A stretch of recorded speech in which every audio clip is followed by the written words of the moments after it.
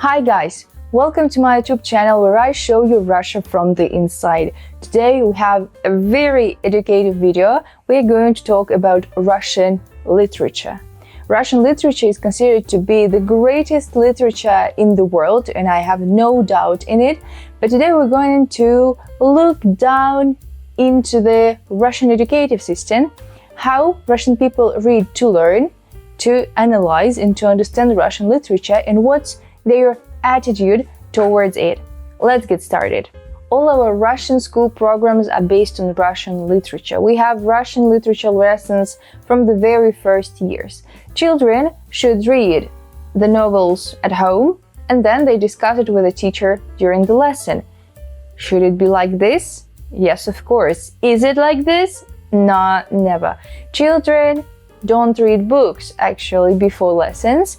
And when it comes to the greatest novels like War and Peace of Leo Tolstoy, children just quit the game and they are completely not interested in Russian literature. When I was studying at school, it was all the time like this.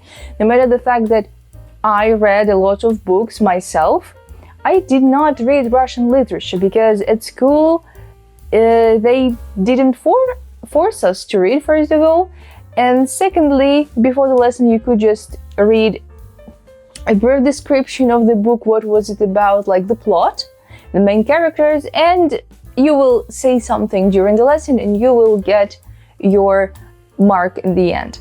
So teachers are not interested in encouraging students to read, neither do students are not interested in reading. Of course, it all comes from the family. When family reads a lot of books, children will read a lot of books. In my family, my parents don't read lots of books, but I chose languages and I chose literature, Russian and foreign literature. I studied at university a lot and I passed all literature exams, but I did not read War and Peace at school.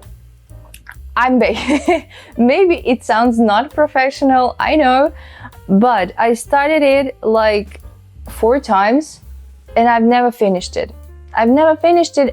Sadly, it was like this.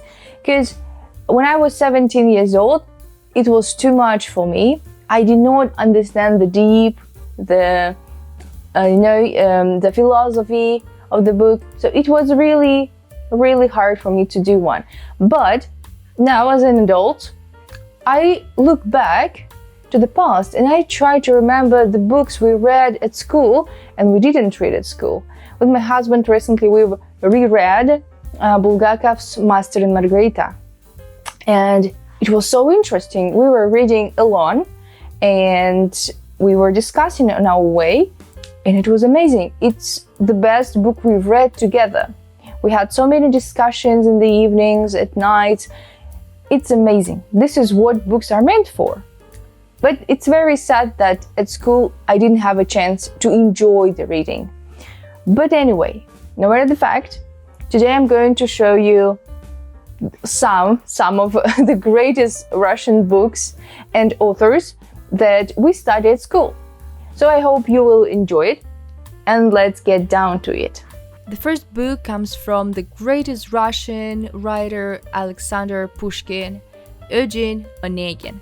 The novel in verse is considered not only the pinnacle of Pushkin's work, but also an encyclopedia of Russian life.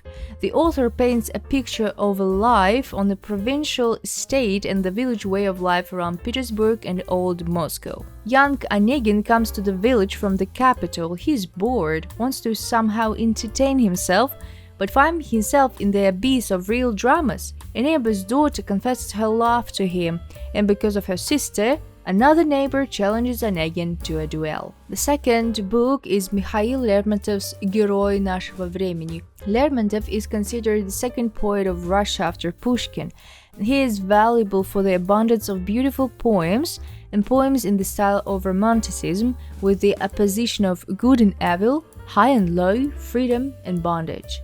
A Hero of Our Time is Lermontov's only prose novel. The main character, Pechorin, is somewhat reminiscent of Pushkin's Onegin. He's cold, doesn't know how to love, risks his life out of a desire to entertain himself.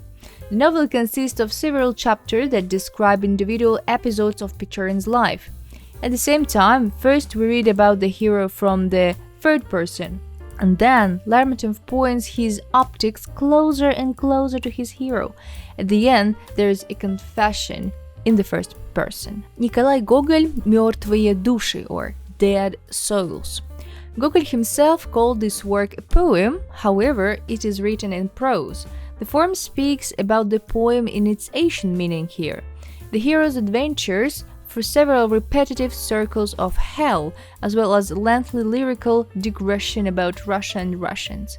The work is considered the pinnacle of Gogol's creativity and one of the main keys to understanding the Russian soul. In the story, Pavel Chichikov, a minor nobleman, arrives in the country town, and in order to gain weight in society, pretends to be a landowner. But here's the problem: he doesn't have a single soul, that is, serfs. Then he decides to go for a trick suggested by the Russian bureaucracy itself. He begins to buy up already dead peasants from the local rich. Everyone's reaction to the offer is different. Ivan Goncharov, Oblomov. The novel about Russian laziness introduced the concept of Oblomovism into colloquial speech.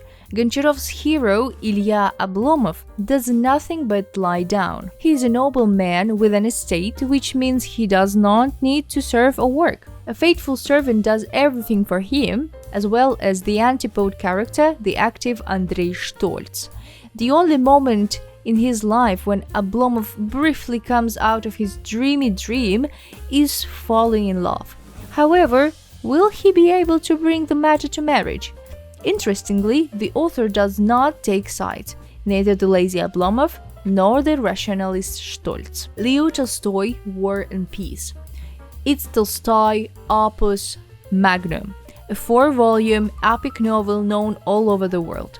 This is the story of several Russian families against the background of important historical events. First of all, the war between Russia and France. There is young love, betrayal and war.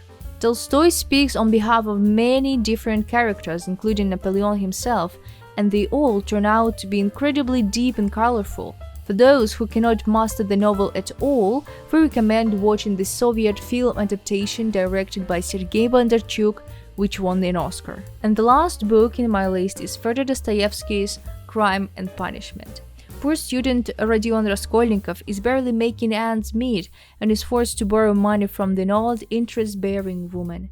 Tired of a life of poverty, he asks himself a philosophical question: am I a trembling creature? To prove to himself that he is not the case and that he decides his own fate, he decides to commit a crime, to kill an old woman. Dostoevsky talks about the nature of violence, about the conditions in which life can put a person that he will be forced to take extreme measures, murder or prostitution, as the hero's beloved Sonia Marmeladova did. The novel is also an important statement about the search of the meaning of life. When I was making a scenario for this video, I was like, oh no, this book is the best too, and we need to talk about this book too, but unfortunately it would be so long. But if you want me to do a part 2 of this video on Russian literature, please make sure you like this video and follow my channel for more interesting and fascinating videos about the Russian world and culture and how we survive here. Thanks a lot for watching, commenting and subscribing my channel. I wish you to have a good day and see you next time. Bye!